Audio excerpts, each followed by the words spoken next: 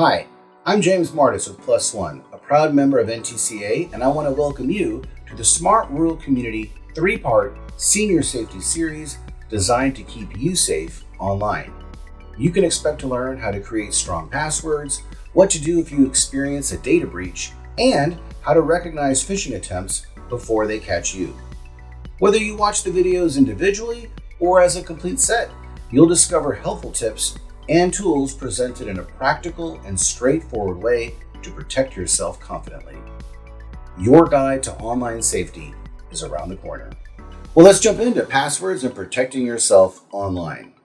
So what are we looking at here? Team Password puts together a list of actually the top 50 most common passwords used today. I'm showing you the top 24. Why? Because probably there's one on here that you've either used before or unfortunately might still be using today. Everything from something as simple as 123456 to admin to monkey to welcome to some form of the word password. And we know we shouldn't be doing that, right?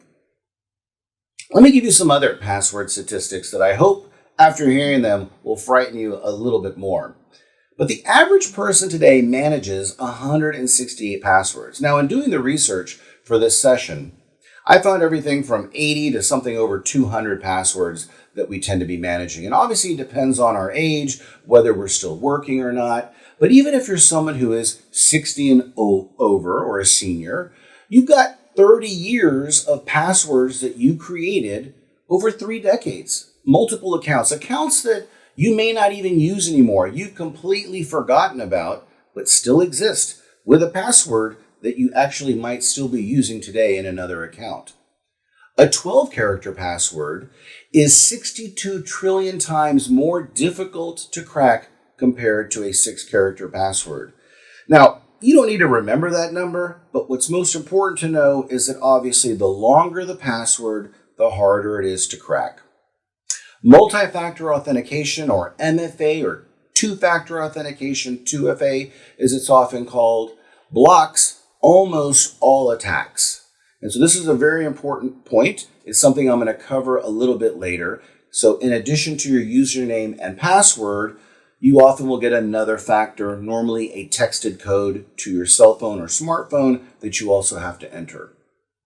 Hackers have published over 555 million stolen passwords on the dark web since 2017, and this was something noted in 2020.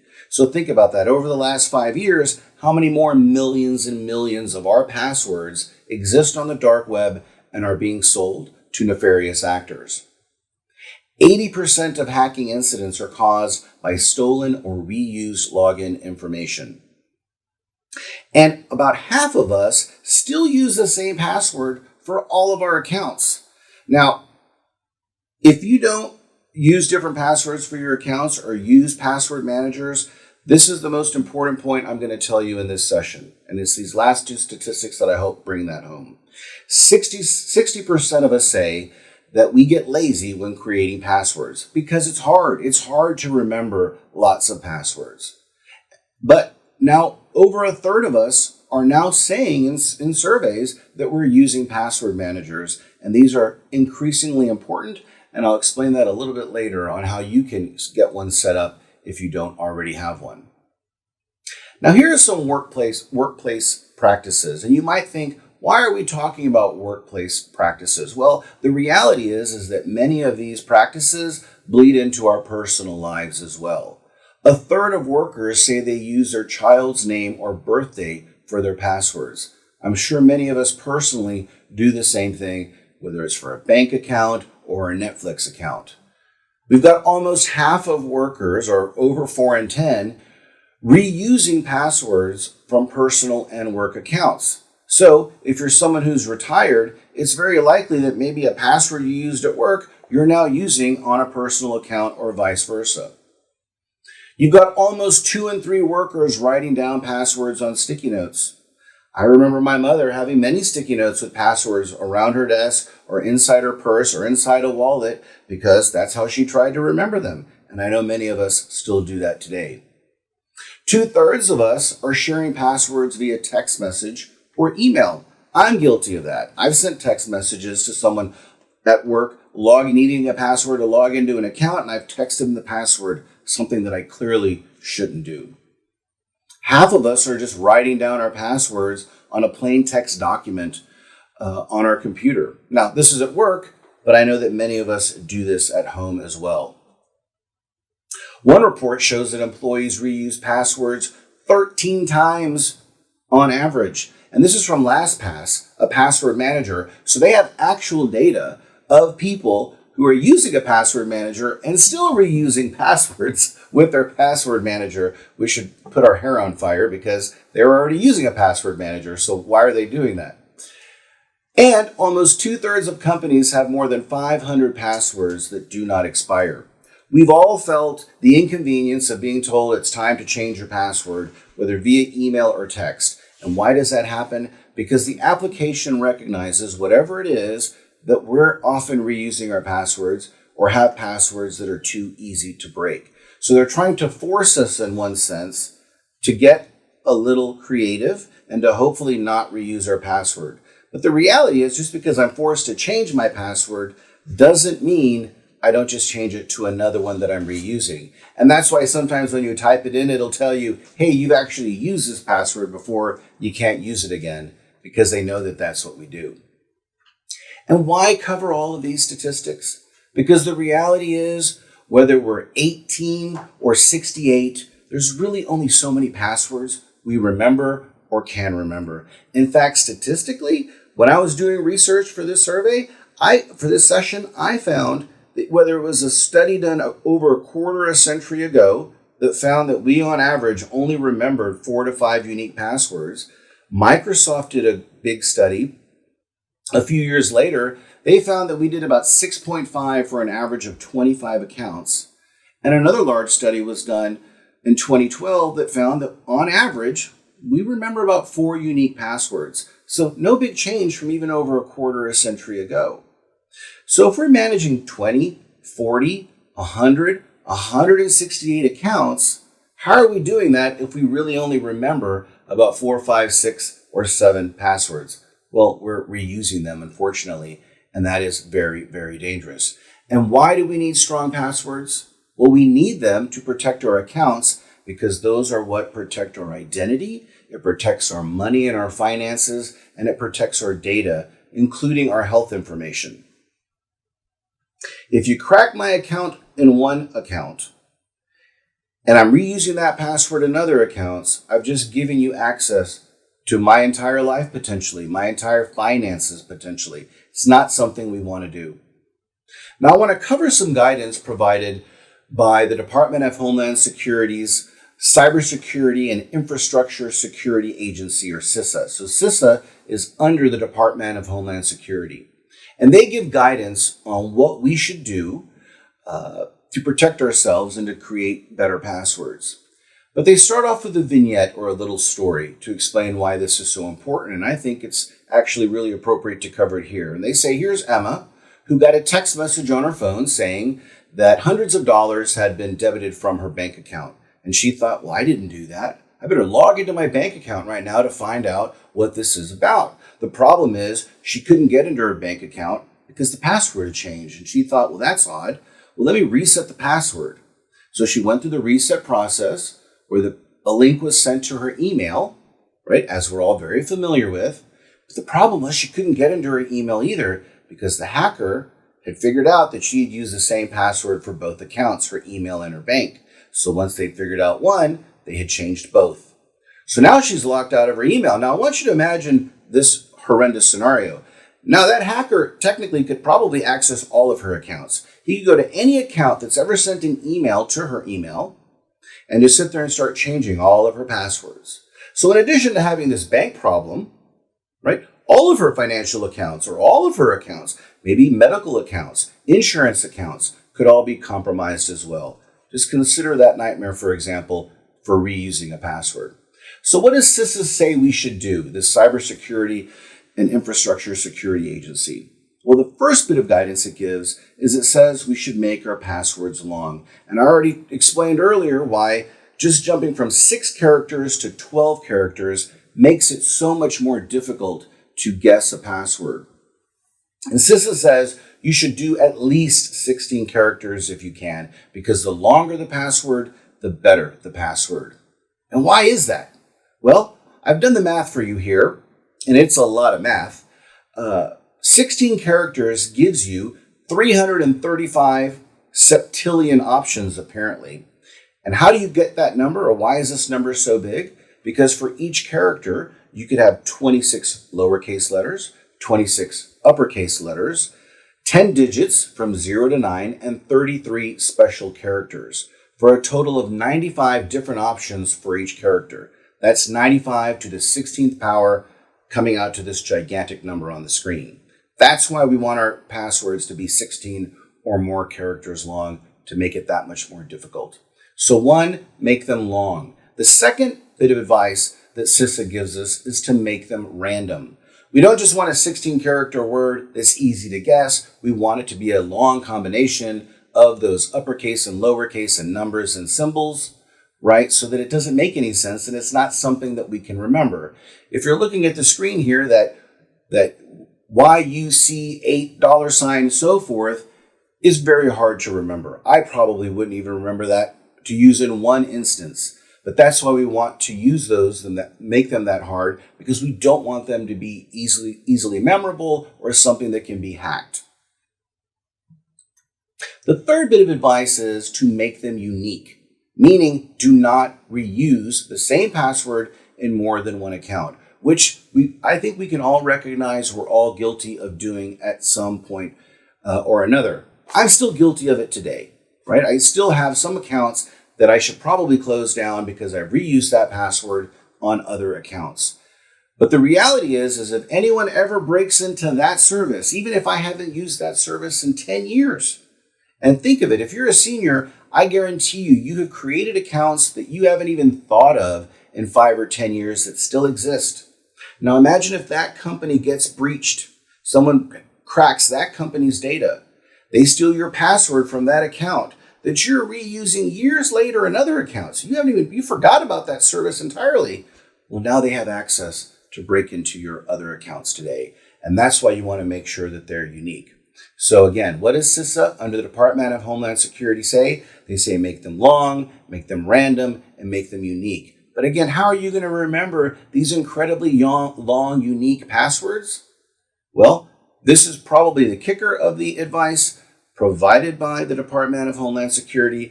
And arguably the most important lesson in this session is to make sure that you're using a password manager that statistically a little over 1 in 3 of us are doing today. So we need the rest of us to begin adopting password managers as well. And that's an application that creates the long passwords for us. We don't even know them ourselves, and it fills them in for us as we're logging into our applications. All we need to know is one super hard master password for ourselves. And why get them?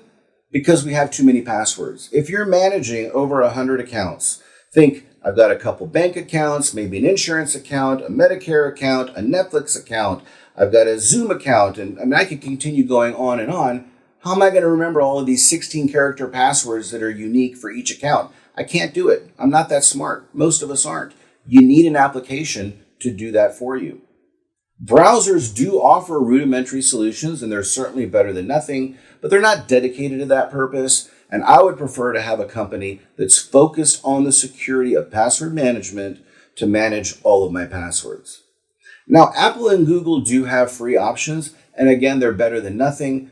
But again, my advice to you would be to get that dedicated solution that's designed to be elegant and smooth and quick and just works well, because that's what it's meant to do.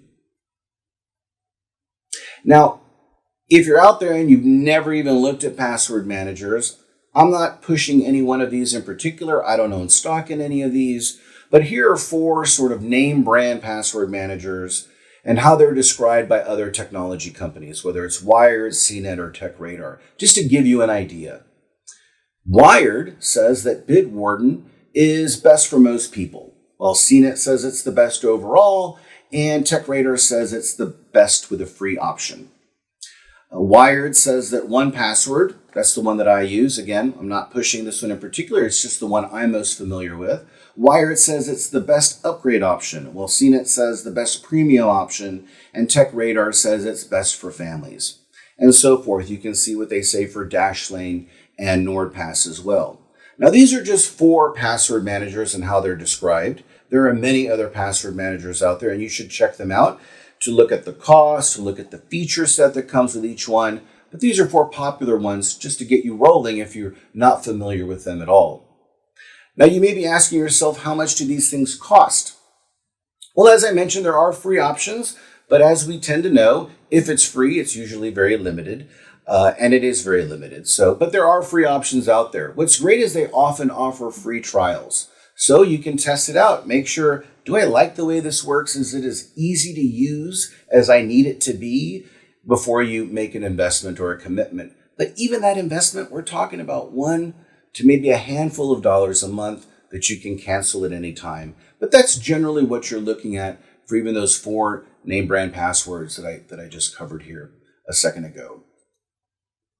Now, if you get a password manager, and I'm often asked about this, well, James, what if somebody cracks your password manager password? Don't they then have access to all of your other passwords?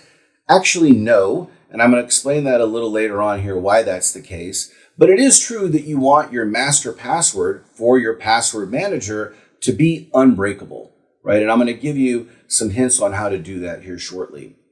But you should still consider turning on multi-factor or 2-factor authentication, which is getting that extra factor. And again, I'll talk about that a bit here in a minute, but that's always something you should turn on the other accounts, like your bank accounts or your financial accounts or your medical accounts, that way to further protect that data.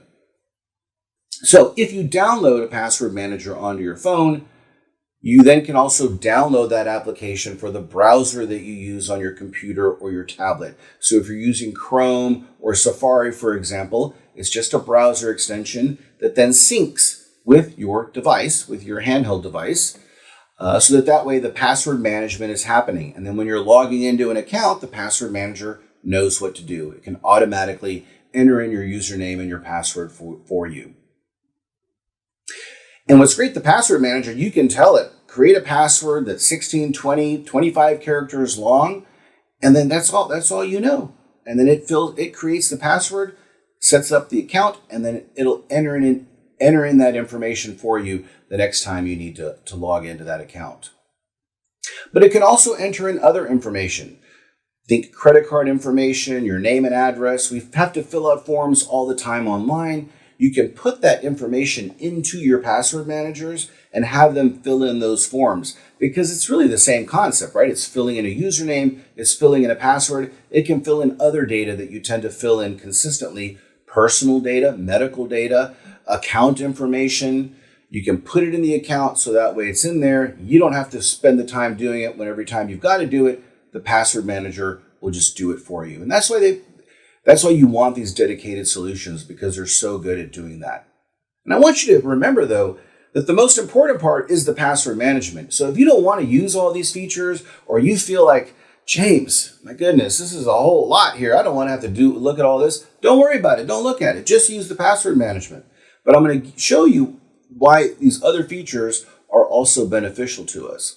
So in this case, we're looking at the Watchtower, which is provided by 1Password, the one that I'm most familiar with.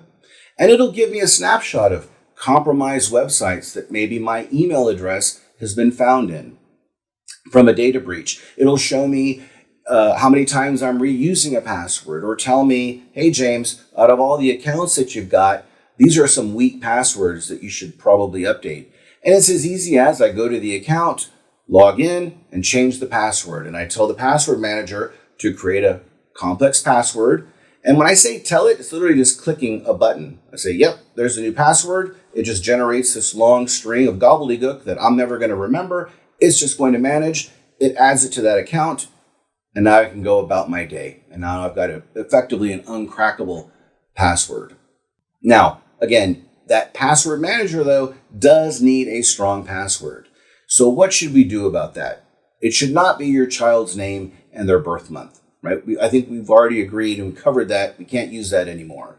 What we should use are things like a story or mnemonic device, create a sentence that's personal to you, and then turn it into an acronym, for example. So my first car was a blue Honda in 2005, might become MFCW ampersand BH underscore 2005 exclamation point, right? So it means this sentence that's personal to me, that really nobody else may know, but now I've changed it up because I've turned it into an acronym and I've added in numbers and some symbols, right? That becomes increasingly very hard to crack.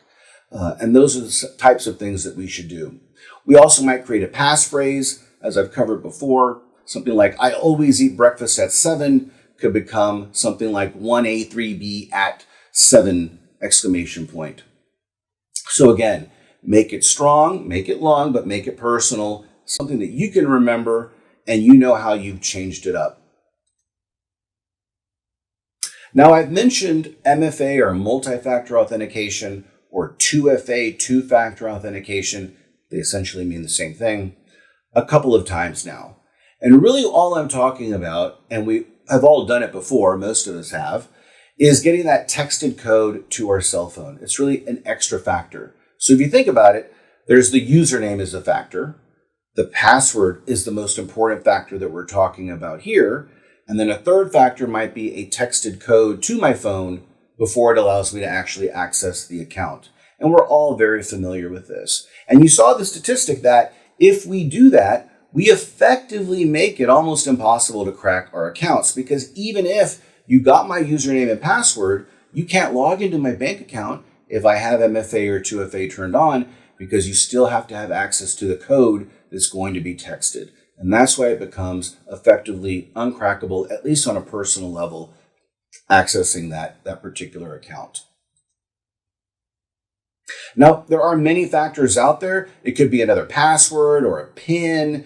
It could be a USB key. It could be a fingerprint. If you have a fingerprint reader, we don't always have that, but what we all have are smartphones that can get text messages. And so that tends to be the easiest, most elegant solution that we implement. But there are other factors out there, and I want to recognize that other factors exist.